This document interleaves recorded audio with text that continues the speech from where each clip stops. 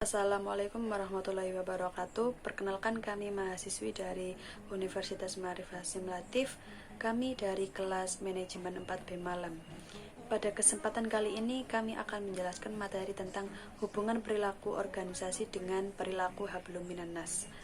Guna memenuhi tugas akhir mata kuliah perilaku organisasi, semoga di video kali ini bisa berguna dan bermanfaat bagi pendengar serta bisa menambah wawasan untuk kalian.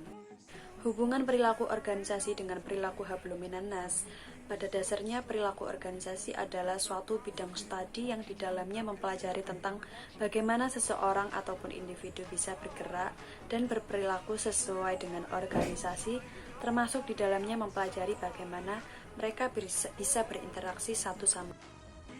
Studi tentang perilaku organisasi ini memiliki peranan yang penting untuk dipahami, memprediksi, serta mengandalkan perilaku setiap SDM dalam suatu organisasi, sehingga organisasi tersebut bisa berjalan secara efektif.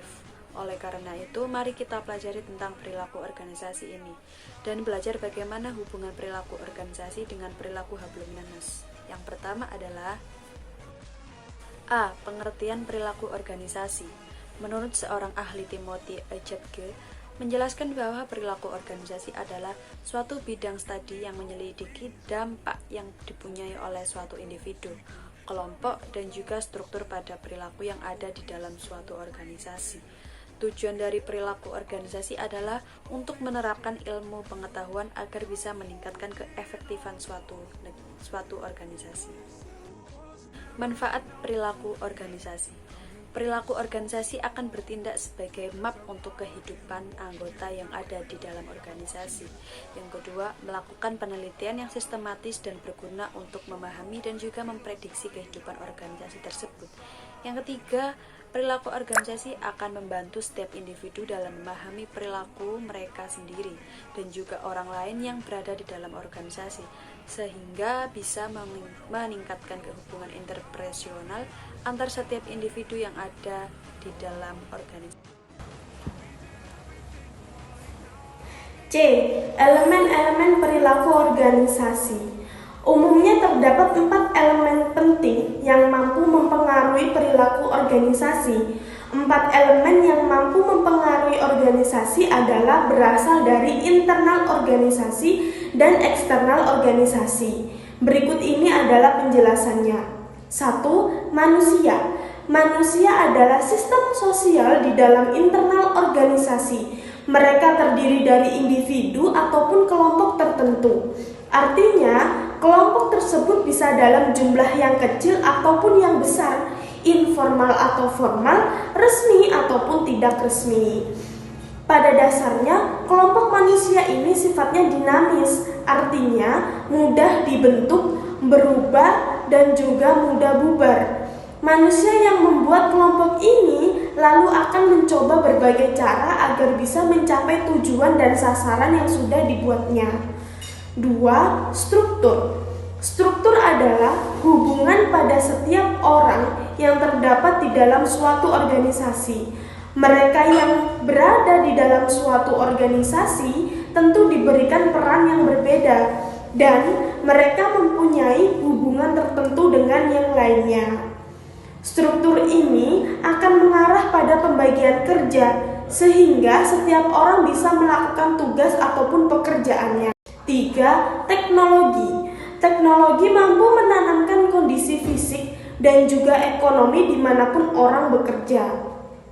Sifat dari teknologi ini akan sangat tergantung dari sifat organisasi dan juga akan turut mempengaruhi pekerjaan ataupun kondisi kerja perusahaan, sehingga teknologi akan membawa efektivitas dan juga memberikan batasan setiap orang dalam berbagai caranya. 4. Sistem sosial. Sistem sosial ini akan menyediakan lingkungan eksternal tempat organisasi bergerak. Sistem sosial ini akan memberikan pengaruh pada sikap orang, kondisi kerja, dan yang paling penting adalah mampu memberikan persaingan untuk sumber daya dan juga kekuasaan. Baik, untuk yang nomor 4 yaitu ruang lingkup organisasi. Pada dasarnya, ruang lingkup organisasi adalah suatu integrasi dari 3 konsep ataupun studi perilaku yang terdiri dari perilaku individu, perilaku antar individu, dan juga perilaku kelompok. Perilaku individu adalah suatu studi yang terkait dengan kepribadian individu, pembelajaran, sikap, motivasi, dan juga kepuasan kerja.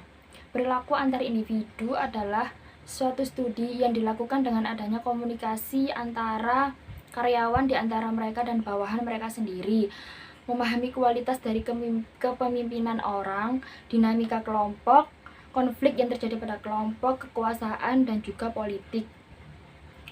Perilaku kelompok yakni studi yang mempelajari terbentuknya suatu organisasi, struktur organisasi, dan efektivitas organisasi, dan berbagai upaya kelompok yang dilakukan untuk bisa mencapai tujuan organisasi.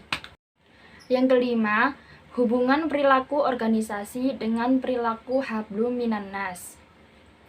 Manusia, menurut Al-Quran, berasal dari kata insan, ins, dan nas. Ada juga kata lain yang berarti manusia, yaitu Bashar, Bani Adam, dan sejumlah istilah lain. Kata insan digunakan Al-Quran untuk menunjukkan kepada manusia dengan seluruh totalitasnya, jiwa, dan juga raga. Perbedaan fisik, mental, dan kecerdasan membuat manusia berbeda. Sedangkan hablum minan nas adalah konsep di mana individu manusia menjaga hubungan baik dengan individu atau kelompok manusia lainnya. Kerjasama antara individu dan kelompok perlu untuk perkembangan di bidang pertanian, industri, pendidikan, sains, teknologi, pemerintahan, dan agama. Dalam perkembangannya, dengan spesialisasi, integrasi, dan organisasi manusia dapat saling membantu. Kemajuan manusia bersandar pada kemampuan manusia untuk bekerja sama dalam kelompok-kelompok yang lebih besar.